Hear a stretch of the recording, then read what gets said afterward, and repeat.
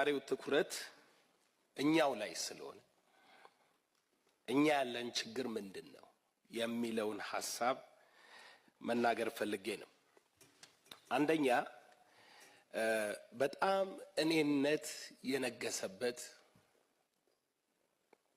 ከክርስትና ስርዓትና አስተምሮ ያፈነገጠ አስተሳሰብ ያለበት የወንጌል አማኞች ህብረት ሆነናል። ይሄ ማለት እኔ ከሕፃንነቴ ጀምሮ ክርስቲያን የሆንኩ ሰው ነኝ እና ስመለከት የነበረው የአባቶቼ አካሄድና በመከራው ዘመን እንጀራ አድርሱ ተብለን ስንላክ ወይንም በዝግ ቤት ውስጥ ስንጸልይ የነበረው ፍቅር የነበረው መቀባበል በፍጹም የለም። እነኚህ ነገሮች አለመኖራቸው የት ጋር ነው የጀመረው? ምክንያቱም እርሶ ሲያነሱ ምን ዘርተን ነው የሚል ሐሳብ አምጥተዋል። ይሄ እኔነት መቼ ነው የተዘራው? የት ጋር ነው የተዘራው? የእኔነት አስተሳሰቡ ደግሞ ውድድርን፣ ፉክክርን አምጥቷል። ያ ፉክክር ይመስለኛል ዛሬ እንዳንቀባበል ያደረገን፣ እንድንገፋፋ ያደረገን፣ እርስ በርሳችን እንዳንስማማ እያደረገን ያለው። ስለዚህ ይሄንን እኔነት የሚያስጥል አስተሳሰብና አሰራር ካላደበርን መፍትሄ ይኖረዋል ብዬ አላምንም።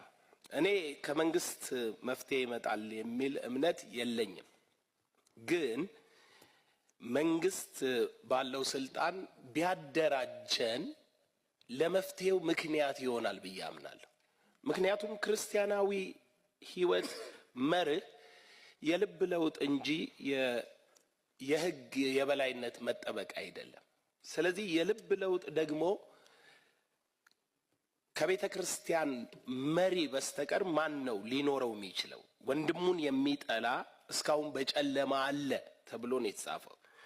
እኛ እርስ በርሳችን መጠላላታችን ምልክቱ የኛ የሆነው ሚስጥር፣ የኛ የሆነው ጥቂት ጥፋት፣ ጥቂት ያልተማሩ ወጣቶች፣ ጥቂት ያስቸገሩ አሰራሮች በአደባባይ ላይ እንዲወጡ ተደርጎ አሁን ከፍተኛ ንቀት ውስጥ ነው አገሩ ላይ ያለና በሰው ሳይሆን በሰይጣን ተንቀናል። ምክንያቱም ብዙ ኤጀንቶች በመሃላችን አሉት። አሁን እኮ መተማመን እስኪያቀተን ድረስ እርስ በርሳችን እየተነካከስን ሌላም ማጥፊያ ያስፈልገናል። ቅድም የተነገሩ ሌሎች ሃይማኖቶች ወይንም በሌላ መልክ